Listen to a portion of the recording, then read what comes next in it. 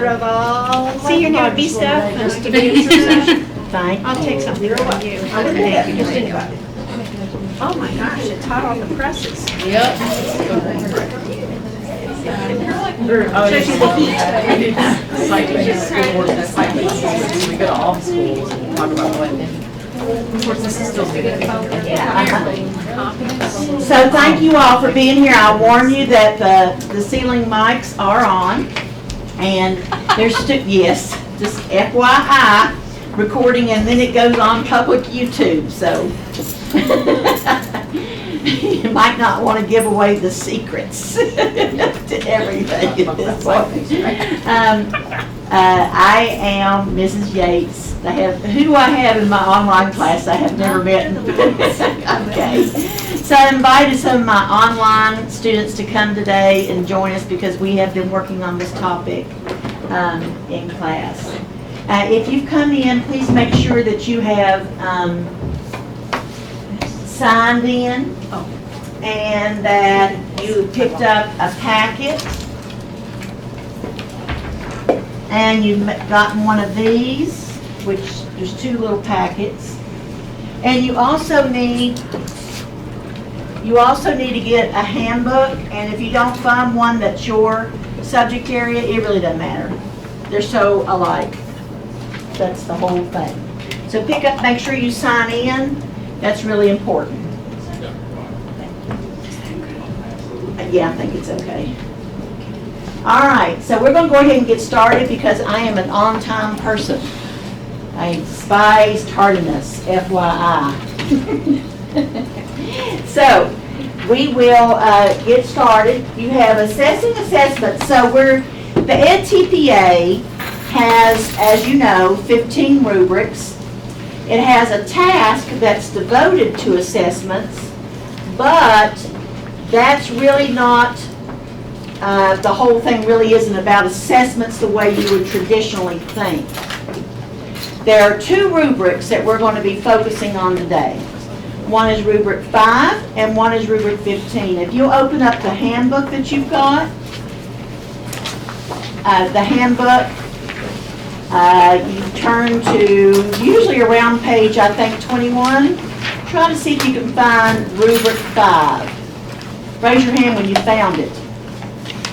What page is it on, Miss Shelton? On mine, it's page 19. Page 19. So it's different for everybody.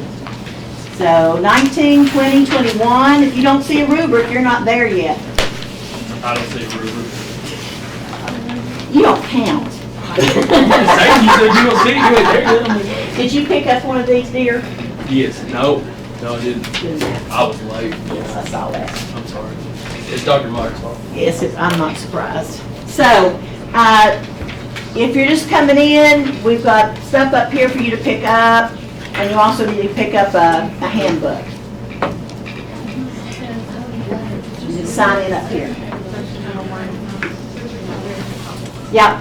Now, did everybody find a rubric? And it says rubric 5 on it. Who didn't? We'll help you. I'll send Janice Cloud over to help you. She'll find it. Okay. So we're looking at that. Now turn over probably about 20 pages or so, and you're going to find rubric 15.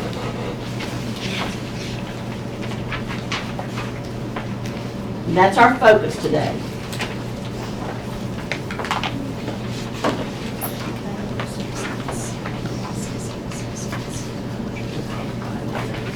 Okay. So we know that assessments are a huge part of what we do every day in the classroom. Am I assessing right now? Yes. Yes. Right now I have, because I am aware of who seems off task, who seems on task, who seems to know what the heck is going on, and who is lost. I'm making a mental list as I go through. And that assessment is a formative assessment that happens the entire time I teach. So we need to stop thinking of assessment as an occasion. We need to instead think of assessment as something that is ongoing the entire time you teach. And we do these assessments through informal and formal ways. So we're going to come to a common understanding today about informal and formal assessments, how we need to start using these terms in our classes and in our assignments and in our lesson plans. We're going to come to an appreciation as to why this is important for students' success in the edTPA. And we're going to talk about the edTPA's emphasis on formative assessments for informing instruction, which is formative, and the ability to analyze a formal assessment in order to inform instruction. Again, formative instruction, assessment. In the edTPA, they want you to use variety of informal and formal assessments throughout the learning segment that you plan. And this is where we're beginning. We know that we have to have varied assessments, that they have to inform instruction for the subject-specific emphasis, and if you don't know what that is, it's okay. I have a video on it. And we'll talk about it. We will talk about it next year in class if you're juniors. The assessments need to be planned and modified to ensure equity in your classroom, and you must when you're finishing your edTPA, one of the things that you do is that you demonstrate the ability to take a set of assessments and analyze those and come up with recommendations for informing instruction. This is from, we had a big thing about whether or not to have informal and formal assessments as part of our lesson plan. And if you'll look in your handbook, around page, let's see, probably around page 10. And on that page, or 9, it'll tell you what you need to do. And one of the things it tells you that you need to do is that you need to write a lesson plan. Look what it says here. In your lesson plan, we include informal and formal assessments to monitor student learning, including types of assessment and what's being assessed. No mention of formative and summative, and there's a reason for that, and we're going to get there. Here again, this is early childhood. Informal and formal assessments. This is PE. Assessments used to monitor student learning, and then when you look at their understanding rubric level progression, again, it's about formal and informal, not formative and summative. And this is from the glossary in SPED. Informal assessments may include such things as learner questions and responses during instruction, and teacher observations as learners as they work or perform. Formal assessments may include such things as performance records, as well as traditional academic assessments such as quizzes, homework, assignments, and projects. So everyone is using informal and formal in the edTPA handbooks. Here it is again. This is from the SPED, Making Good Choices. You are encouraged to include both formal and informal assessments throughout the learning segment. So this is vocabulary we need to use with our students. The problem is this. Are you familiar with this? Because I've seen this. Not pointing any fingers, but people have a tendency to say, who do they think they are? Because they think that they, being Scale or Stanford University, has changed the entire world and their understanding of assessments. That's a misconception. True or false? Informal and formal are synonyms for formative and summative. As in, formative is the same thing as informal, summative is the same thing as formal. True or false? False. Thank you. It is false. And yet they're taught as if they are synonyms frequently. And I had somebody who taught somewhere else say to me, well, why does it make a difference Well, it does make a difference. Because when we're talking about informal and formal, we're talking about the type or format of assessment, type of evidence. So when I talk to you about how I was assessing while I was talking, the evidence I collected when I was doing that, was I writing it down? Did you see me write anything? So I was not keeping records. That would be informal. However, if I was carrying around a little clipboard, and I was writing, Janice Cloud did this, Michelle Treese did that, Trevor.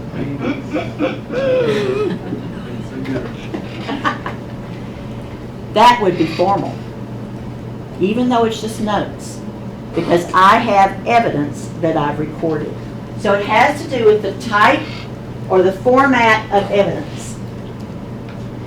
Formative and summative are terms that we discuss because they have to do with the purpose of assessment, why we assess, not what kind of assessment, but why. The edTPA, I'll give you a hint, is only interested in one type of assessment. What do you think it is?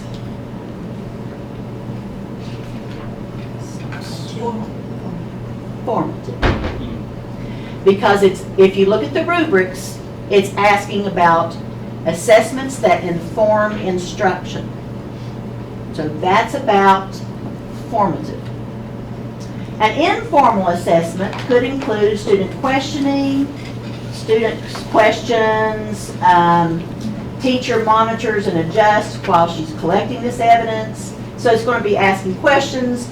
It's going to be getting students to respond, and you're paying attention to their reactions, and it can be just about anything. Going around looking at the papers. Are they taking notes? Did they write down the correct answer on the math problem we just solved together? All those types of informal assessments. Those are all formative. Because as you're teaching, you should monitor and adjust your instruction. Formal assessments are something where the evidence is tangible. I've got this piece of paper. It may just be a sentence that they wrote and handed me on the way out the door, but I can look at it and collect thoughts about that and make conclusions based on that. It can be just students' self-evaluations, but I have it. I can look at it later. I could sit down. One of the things I always say, is it something I could show a parent? It may not be the best piece of evidence, but say they walked in and they wanted to say, why is my son not doing well in math? And so you pull out his work and you got these workbook pages. That's formal. Types of assessment then are informal and formal. The difference being is that in informal, the evidence is intangible. You may see it, you may observe it, you use it, but it's intangible. Should you plan for it? Oh yeah, you should. Because otherwise, you're very likely, especially if you're a new teacher, to forget to do it. Once you're a practiced educator, it'll just be what you do, period. It's just human nature, like driving a car. It can be observations, questions, discussions. You're just paying attention to what the students are doing. Formal, evidence is tangible. Homework, exit slips, quizzes, anything that you collect that you could look at and gain information. It may not be the best source of information, but it is a source. The purposes of assessment, there's three. One's diagnostic, one is formative, and one is summative. If you could get the people who get stuff for them as they come in and get them the sign-in sheets.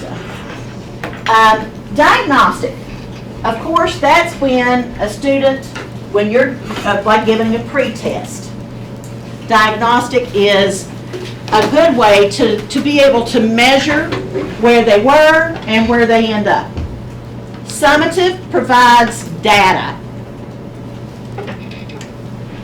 Generally speaking, you want the summative to be a pretty good assessment, not something that they give you as they walk out the door. An exit slip is not a good summative. When I was in high school, or when I'm actually yesterday, if somebody asked me to walk something and that was my ticket out the door, I was just probably going to put a big smiling face and say, oh, hand it to them. Not a good assessment, is it? So we don't want to use things as a summative that would be a poor summative, because this is documentation.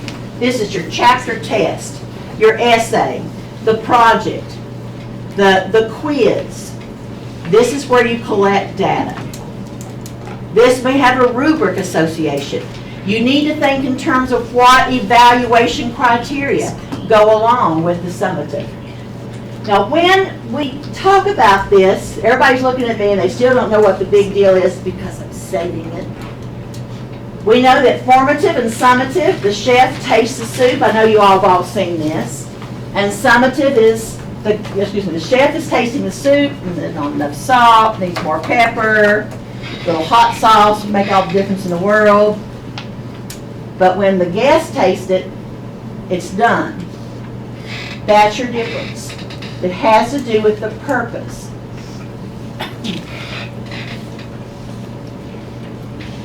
edTPA is only concerned about coming up with formative assessments and describing those formative assessments throughout. Formative assessments are generally low stakes, but they might not be. You might take a grade on them, but the grade isn't the point. I tell my secondary ed folks and my elementary ed staff, don't want to hear about grades. Grades have nothing to do with what we're talking about. We're not talking about A's and B's and 80% and 90%, and that's some kind of thing that really has no meaning. It's something that we give to parents to let them kind of have an idea how their students are doing. But it doesn't tell us as educators how students are doing on objectives. So generally speaking, though, they're low stakes. All of this is in your packet. I haven't seen anybody really look at it, so I don't know if you're trying to follow along or not. And then the summative assessment, though, that kind of comes usually at the end, not at the end of your class. So it doesn't have to do with timing. That's the thing about summatives. I have students that want to say that they've given a summative every day. I'm thinking, wow, that is a lot of testing. You're giving them a test every day. No, so it's not because of when it happens, it's why it happened. Summatives aren't when, they're why. It's your opportunity as a teacher to collect evidence. How often do you think that needs to be done? Periodically. Maybe once a week, once every 2 weeks, once a month, whatever you think, depending on how quickly you're going through skills or how much evidence you need to collect. So a strict criterion for a summative means that you can tell by looking at the summative whether or not they have attained the objective or partially attained the objective or didn't attain the objective.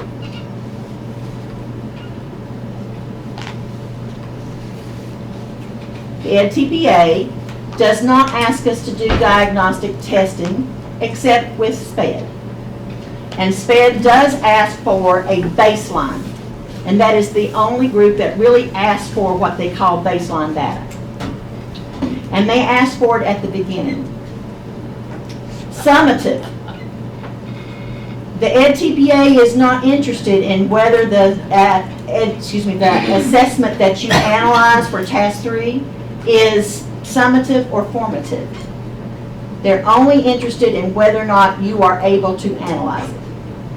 So it could be either. So that leaves us with this. informal, formal. We aren't replacing formative and summative. We're adding two terms. We're adding informal and formal to our vocabulary. Now, we know that there's diagnostic testing, formative, summative, and then formative is split up into informal and formal. The best assessment goes on in a formative way.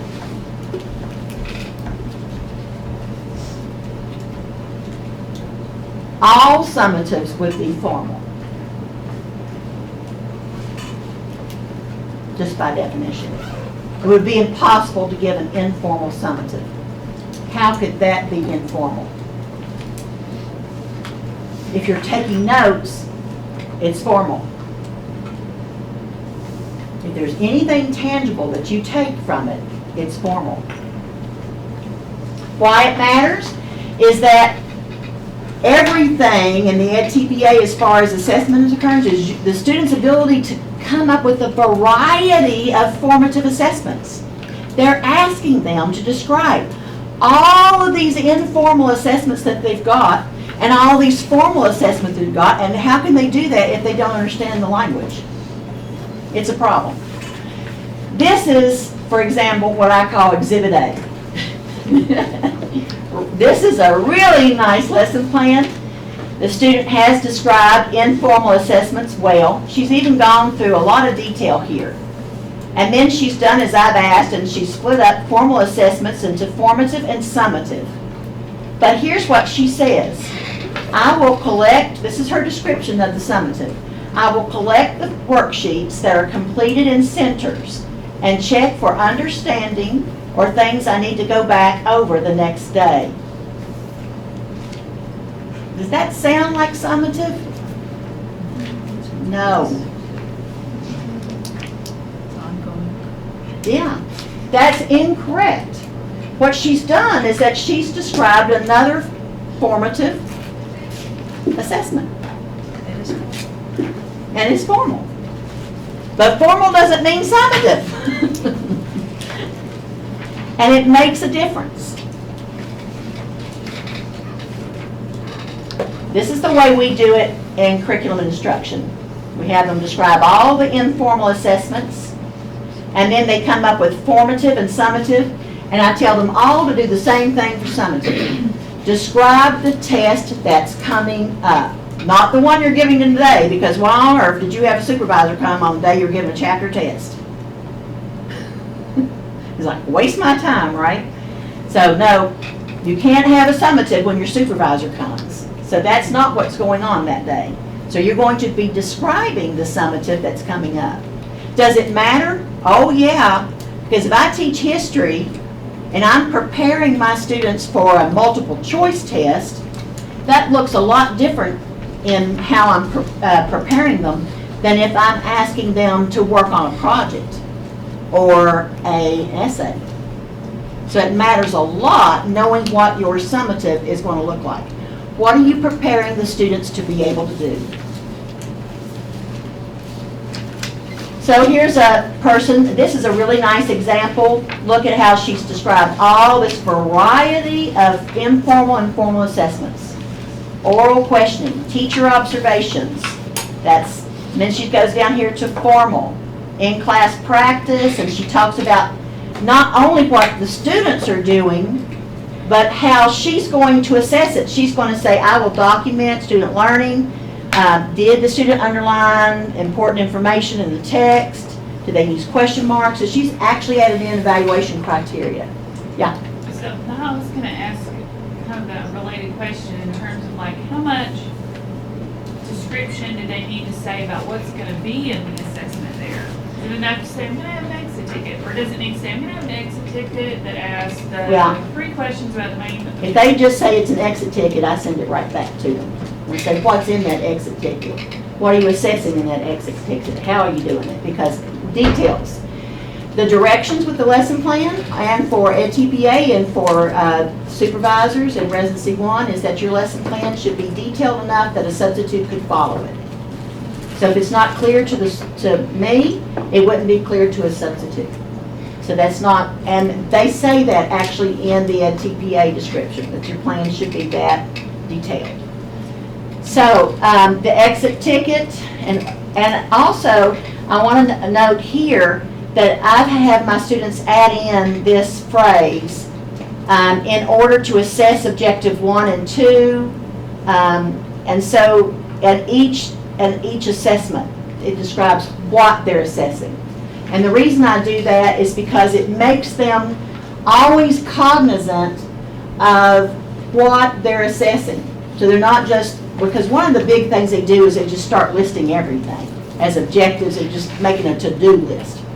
And you have to think, what's the purpose of this? What am I assessing? And how am I assessing it? So here's your rubric 5. Everybody's rubric 5 is very similar. A level 1 is where you don't want to be. In a level 1, the student has described the assessments in their learning segment and have left out any information about students that have IEPs and 504s. Now, if they don't have IEPs and 504s, okay. But if they have them, then that would be noted in the context for learning, and it's very important that that information is included. To get a 3, they have to start bringing in how they assess something that we call the subject-specific emphasis, which is a whole nother topic. The people who were here last time, that's what we talked about. And then so if they have assessments that provide evidence on student understanding of this subject-specific, and just a real quick description, the subject-specific emphasis generally has to do with balloons. So are you assessing them at different levels of understanding? And at level 4, they're asking for multiple forms of evidence. And that's why it's important to be thinking of formative in informal and formal. And that the assessments are strategically designed to allow students or groups with special needs to demonstrate their learning. So everyone, if they want a level 5, needs to include a modified assignment, because that is the determinant of whether or not they get a 5. So the scores want to see a variety of informal and formal assessments. They want the informal assessments to be varied and throughout the learning segment, not just at the beginning of class or at the end, but throughout the learning segment. And varied. So you're not just doing exit slips and bell work every day. Same with the formal, it needs to be varied. They need to have your SSE, different levels of bloom, must address the IEP and 504. And then because we are that good, we need to be talking to our students about making modified assessments. There is no reason.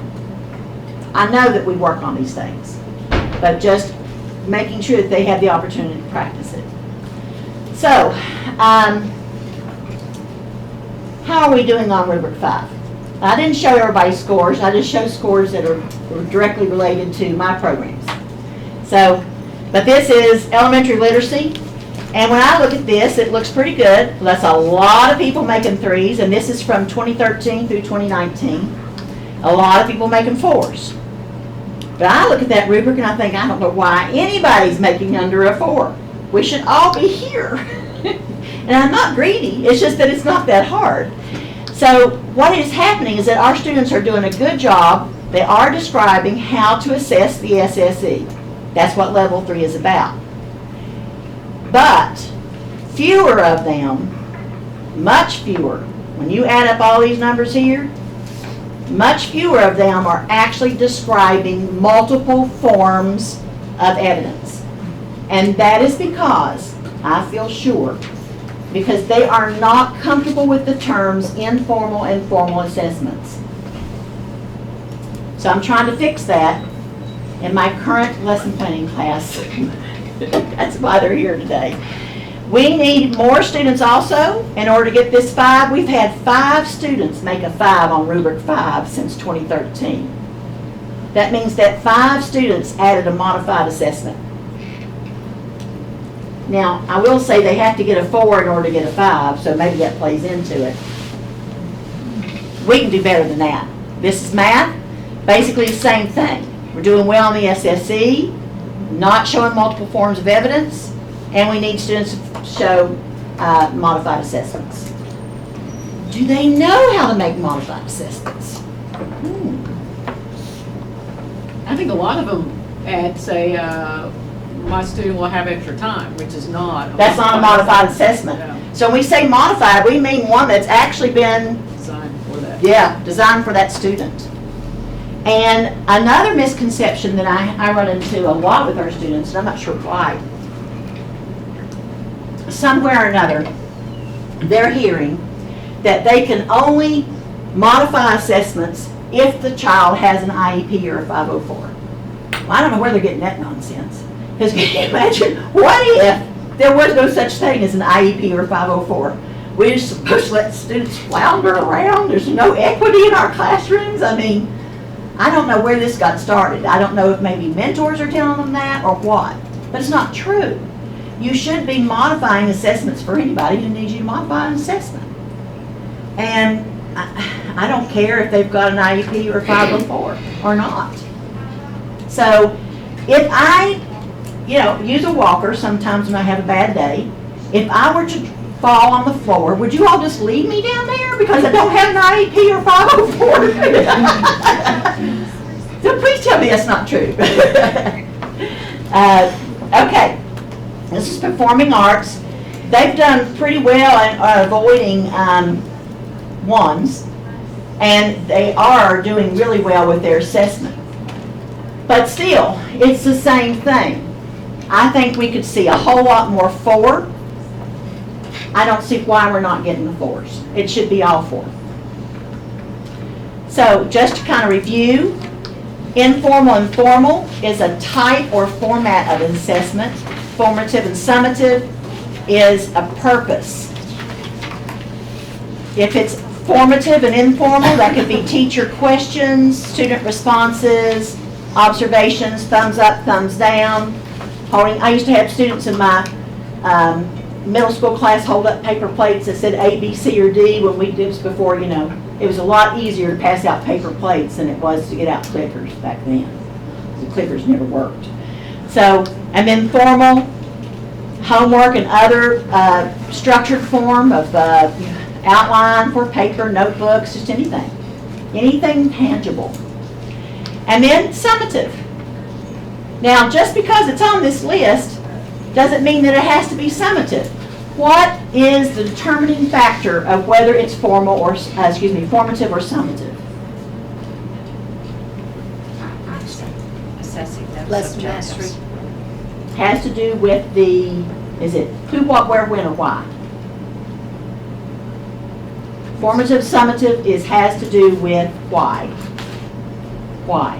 Why are you assessing? Is it to gather information or to inform instruction?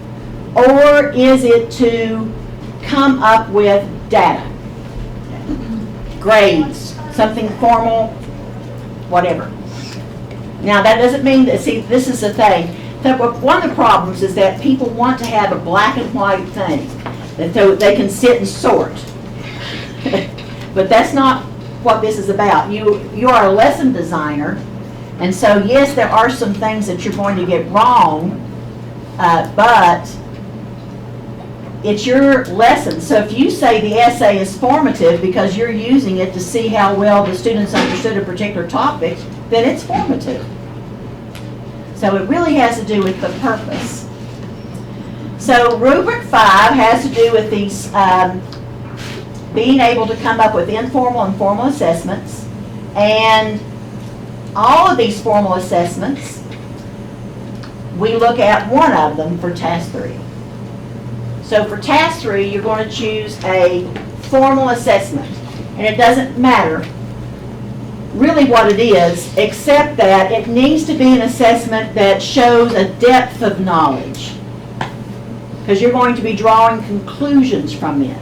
So if it's true, false, that doesn't give you much information about how they came up with that answer. Or if it's multiple choice, that would not be a good choice. Rubric 15. So if you turn over, you'll find Rubric 15.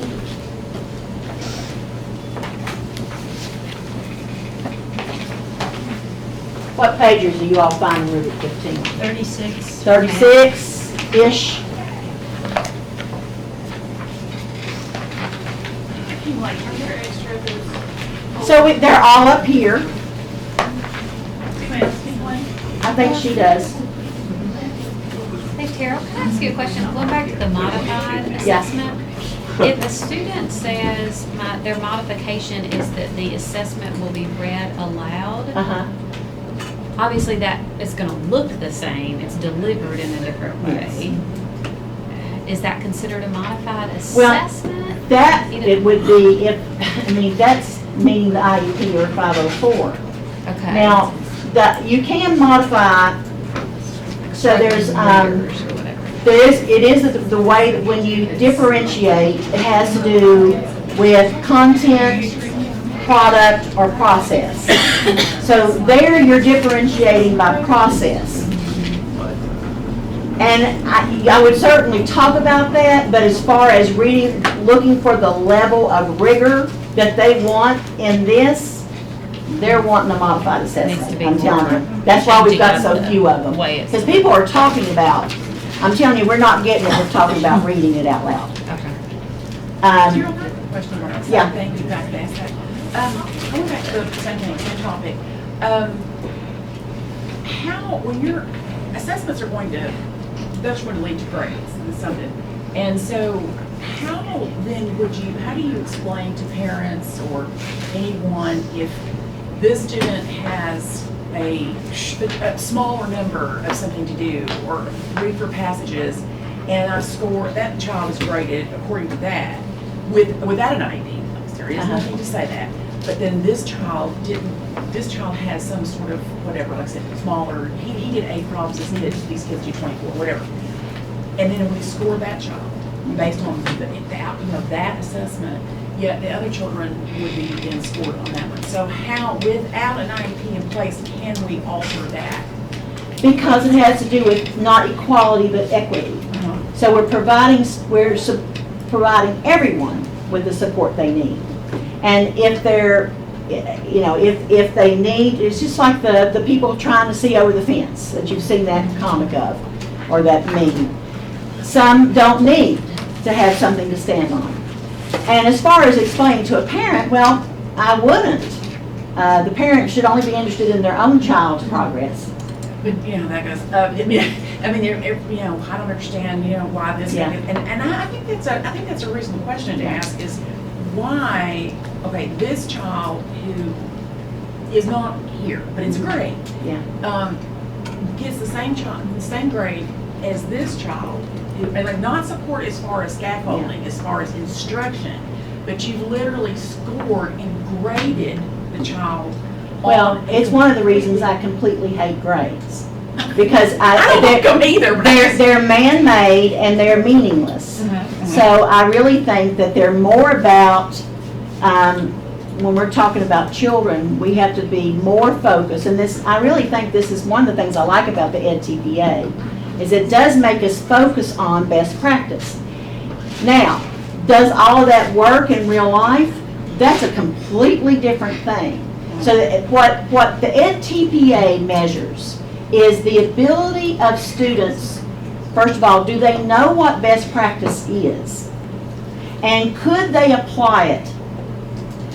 Not are they in a situation where they're allowed to, or is it feasible with 45 kids in the room?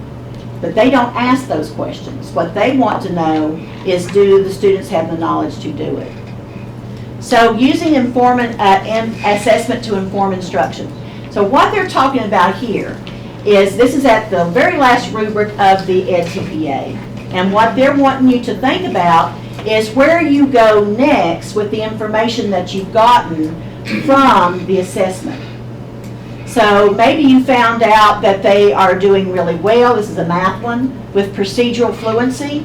but they're not doing well with conceptual understanding. That gives me information for when I go on to the next topic in math, that I need to really look at how I'm teaching conceptual understanding and think about the strategies that I'm using. So, students, when they don't do well on this, it is because their next steps aren't from the analysis. They come up with other stuff like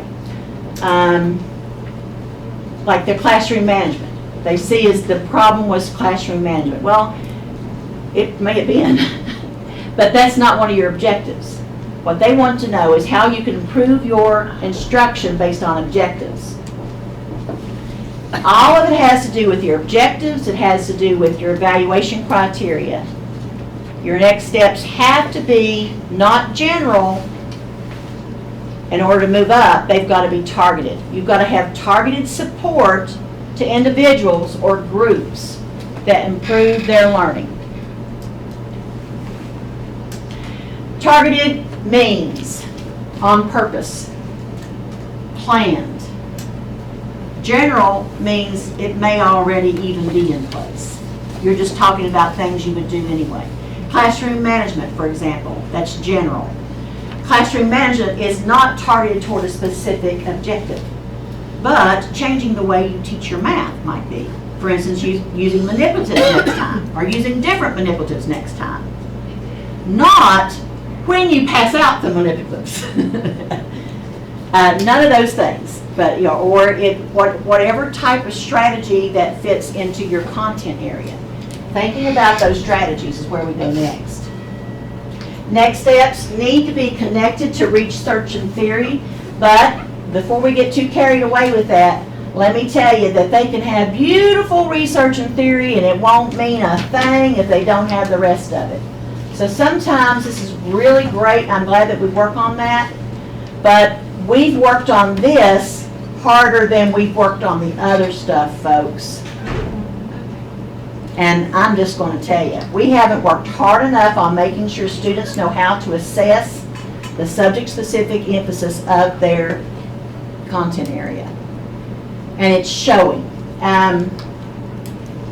If we worked as hard as we did on theory and principles, we'd be making 5s. So next steps is all about evidence-based. Your decisions are next steps, what you're going to do next, are based on the evidence that you present in the beginning of that task. They're based on the subject-specific emphasis, which I know Angela knows hers. I know a lot of them for what we use in curriculum instruction. Math, for instance, set history. Yours is, do you know what yours are by heart? Kind of? Kind of. Yeah, tell us what they are for secondary history. Using facts and inquiry, how to build and make an argument, use conclusions, use evidence. Yeah. So a good history class should have that in every unit of study, every learning segment. Not every lesson necessarily, but every learning segment. Your next steps need to include supports for individuals. And everything that you say needs to be supported by research and theory. So, the subject-specific emphasis, there we are again. And it's because it's the basis of the edTPA. Everything is built on the subject-specific emphasis. In science, it's learning concepts, investigating through inquiry, evidence-based explanations. They have to have informal and formal assessments to regularly assess that. You need to be informally assessing it first before you formally assess it. You need to be gauging how the students are learning it before you give them a formal assessment. All handbooks, this is everybody. These are everybody's scores. In 2019. All right, this is the 2, this is a 3, this is the 4, that's the 5. We had 3 students make a 5 in Rubric 15. Okay, I will say, it is very, very hard to make a 5 on any rubric. And it is like impossible, no one makes a 5 on every rubric. And everybody thinks they're going to be the one that does it, and nobody does. Because it's just very rigorous, right? Okay, so what does this mean? If their score, if we hit these students that scored a 2, these students are struggling with evidence-based practice. Look how many students that is last year that struggled with evidence-based practice. That means they could not come up with next steps based on the evidence from their assessments. We can do better than that. I know that we can do better than that. This is the next one. People making a 3 is what? 3 is our target, 3 is good, but look at the description. This means that these students can make general recommendations to improve their teaching toward objectives. They do not, though, make connections to the SSE that are strong, or they do not plan to support individuals going forward. Theory is there, but it's weak. At a 4, this is where we should be. I think our programs are so strong, we should be here.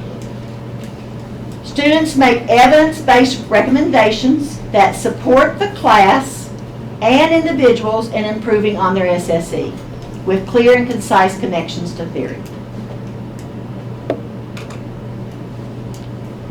I'm impressed that in that 1 year, we had 3 make 5s on number 15. Isn't that a good news from previous Sure, years? except that I think that they all should be making 4s and 5s. I'm more disturbed about the 2s. Because you know what? This year, you can only make, well, next year, when these people graduate, and they'll be ready, but they only have room to make 3 2s. They've got to make a 3 on everything, and they can only make 3 2s. So 2s no longer look okay the closer do we get to the 42 thing. My thought, these are my thoughts, my recommendations for us in Clemmer College. Our students need more opportunities to apply these concepts.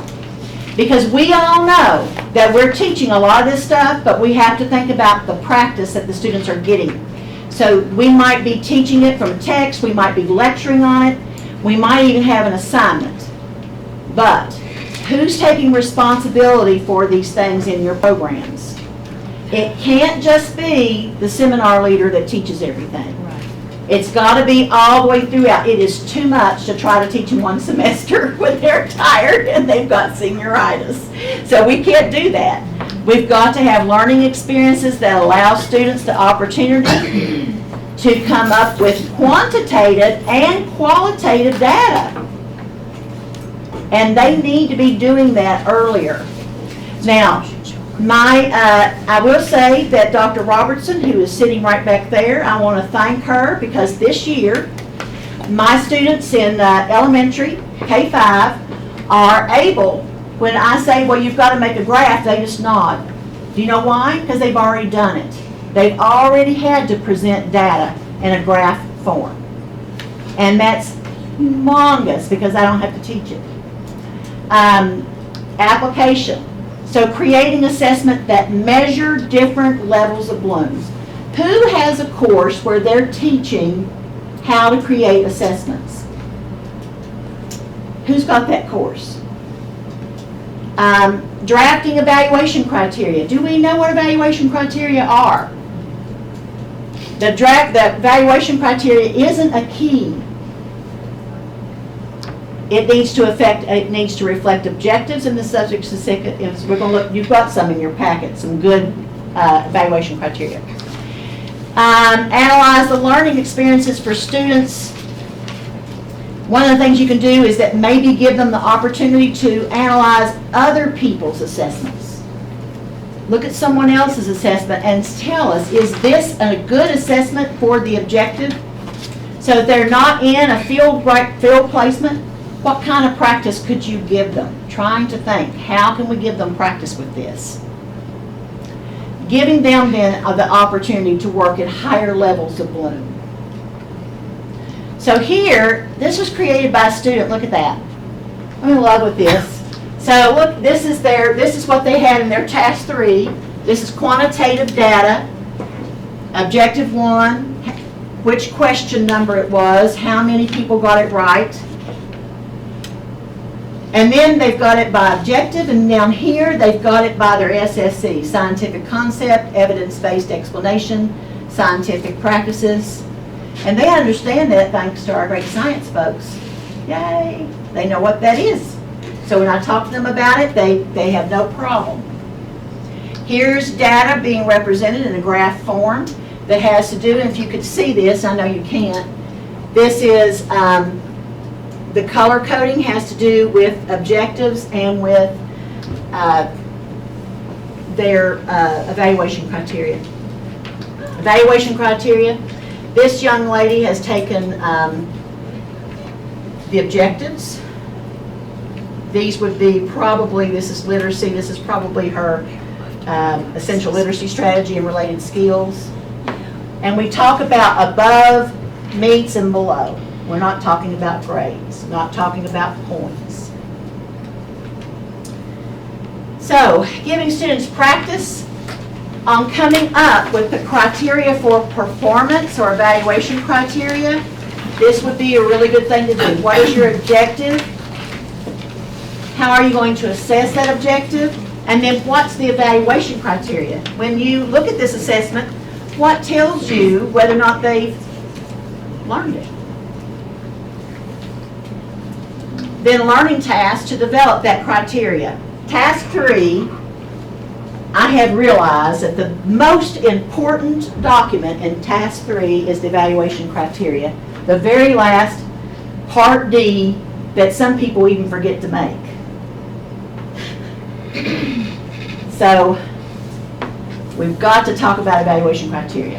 I know that we work with rubrics, but I think that we need to call it what edTPA is calling it, just so when they get to that test and they want the evaluation criteria, they know they have a picture, a mental picture. So we looked at these last time, thinking about your objective, your SSE, how you would informally assess it, how you would formally assess it, planning with your SSE,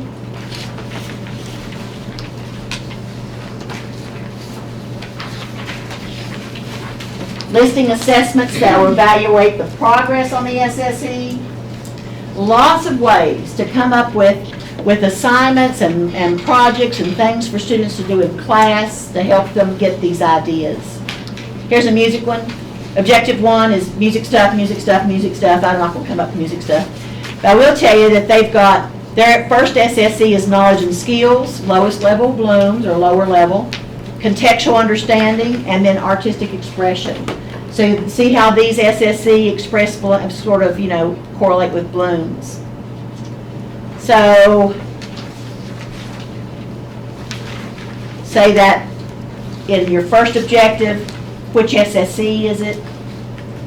So, those of you who are in my lesson plan class next year, we'll be putting the SSE in the lesson plan. Once you've mastered the lesson plan, we'll add this to it, and you're going to be so ready for the edTPA. And this, if you're planning for a curriculum, you think about the SSE in that way, and you think about how you assess these things. That's a lot. In the back of your packet, there are some examples of evaluation criteria. So what I want you to think about is how informal and formal assessments, how that adds to what you're doing. Not replaces, adds to. Think about evaluation criteria. How to evaluate students with evaluation criteria that's meaningful. For example, I've looked at Lindsay's work, and she knows, for example, if she has her students in her history class write an essay, and the topic has been Great Depression, and she's got a rubric, should she have grammar and spelling and those types of things as what she assesses them on?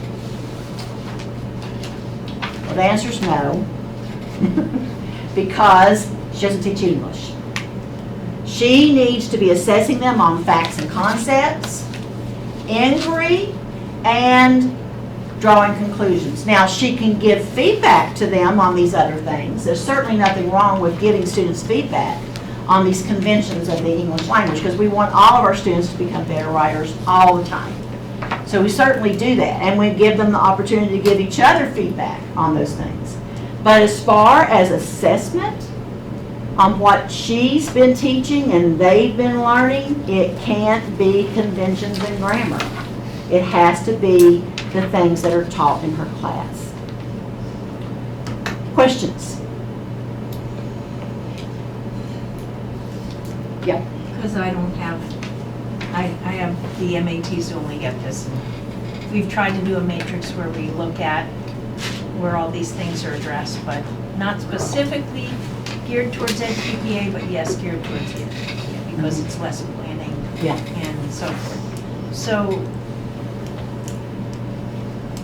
to look at this in an introductory course, which is what Janice and I teach, we do try to chunk that lesson plan up, and because the assessment is that third big chunk, we look at objectives, and that would be, we could put SSE with objectives, right? Yes. And then the second thing we look at is their essential question or what their stuff is, and then we look at assessments. So those three big, critical parts. Yeah. Well, pretty much, we have them write a lesson plan, and we have research and teach and stuff, but that's pretty much really Well, I'll all tell we you, can master. To in me, that. the most important part of the lesson plan is on that first page. Okay. Standard, EQ, I can statements for elementary, and EQ for secondary, definitely, but for others also. And then objectives and assessments. But making sure that their objectives, for example, one of the problems that you're going to run into is the student will read chapter 5, the student will, Right. they start thinking about what, know what that, yeah. what that informal. So we have to have Gotta them do flesh it it out all. a little Yeah. before they can do it, but we know they're not gonna be at proficient level like somebody who's in their Res 1 semester or whatever. Yeah, I mean, and there's always room for growth on lesson plans. I mean, that's just something that's never going to get perfect. I mean, we just finished in our class a very hectic assignment of learning to write lesson plans, and I sent it back to you all like 5 or 6 times. It made you rewrite, and then we're getting ready to do another assignment where they're going to send me more objectives, and guess what? They'll rewrite them again. And then eventually they'll get it right. It just takes more than one time to learn something. I don't know, I'm just an old teacher, and I learned years ago you teach things 3 times at least. Everything has to be taught 3 times. That was just a rule they taught us a long time ago. And you didn't teach them the 3 times exactly the same way. That was key. If you're just repeating, you keep doing what you keep doing, you're going to keep getting what you keep getting. Something like that. Any other questions? Carol, can I add a comment to address your modifications issue? I was in a classroom at Indian Trail, fabulous teacher, and she modified her lesson by giving the students a choice board. And she used the same objective, they were all learning the same thing, but they were demonstrating their understanding by different choices. And they were just, it was fabulous. So that might be an answer, to your question, is just how they relate that information, how they demonstrate their understanding of that information. It was the same thing, but It's like a in a menu. different. It was like a menu, and should have clothes right up, and Yeah. they just went up and they said, I want to do this one. One of them was a project, one Yeah. of them was sounds like that she was using universal design for learning. Yeah. Beg your pardon? She was sounds like she was using universal for design for She learning. was using a lot of multiple intelligences too, where I think one of the choices was to create a game and blah, blah, blah, but she was just using a lot of different modalities, but it was called a choice board. She even had like a tic-tac-toe sheet, and throughout this 6 weeks, they had to make a tic-tac-toe over their choices. I don't know, that might be something that might help. Yeah, that's easier to explain than having 8 Yeah. questions versus 16. They don't want you to stay if you Yeah. go to work or something, because it's 4:30. That's But very- just make sure you sign. That's very sweet. They let us stay while we talk about this. So yes, students, you all are free to go, actually everybody is, but I thought you might have questions, that sort of thing. Make sure that you've signed in, and thank you. Thank you, Carol. Thank you. Yes, What's the diagnostic thing you had pulled up there beside, it's like a pretest. yeah. So for example, if you're getting ready to teach I have a suggestion. a math, I don't know what you think. a topic, and Right. you want to see where the students are before you begin that, you would give them a pretest. Okay. And that's I like diagnostic. that. I like that. Yeah. That's a On heavy the duty. lines of That's how we do diagnostic it. testing, It's it's not not very required easy for to every spend that child, whole but I day. do have some candidates Yeah. who want to do a pretest. Yeah. They put that in with their assessments for. I do. So I do have students, I ask them to do a pretest. Some do their pretest early. I mean, it's kind of complicated, as you know. edTPA is messy. The pretest is great, and if they want to put that in their prompt, it just shows another way that you're assessing. It's just before the assessment, before the learning segment, how do you collect this data? Would you also recommend doing something like that if they had conducted some sort of student interest survey? For early childhood, we have to bring in multiple modalities. Yeah. Includes their interest for their learning. So ours also do an interest survey, and we use that information for the assets. Okay. But would you include that, like a blank one in your assessment? We haven't, but it's not a bad idea. Someone might have. For you all, I think it's a good idea, especially because of the multiple modalities. One of the things when you get into curriculum instruction with our K-12 is that it's so focused on content, that they really want to see content objectives. And we're not asked about modalities. Now, middle grades, they're asked about, is it developmentally appropriate?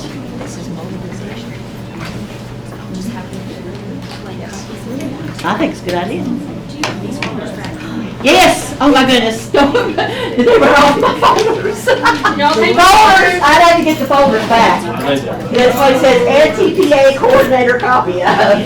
Make sure you turn your folders back. Yes, those are expensive. Carol, do our students have a copy of these examples? Yes. Of different ways? Do they have a copy of That is, I think I put it on C2L, maybe not, I don't know. Depends on who you've got. I'll ask, because that's a great resource. Yeah. Thanks, Carol. It's so nice. Hey, I'm gonna take one. Most of this, I think I can outrun you. I hope so, thank you. Yeah. Not about my wheels, man. Wow. I ain't scared.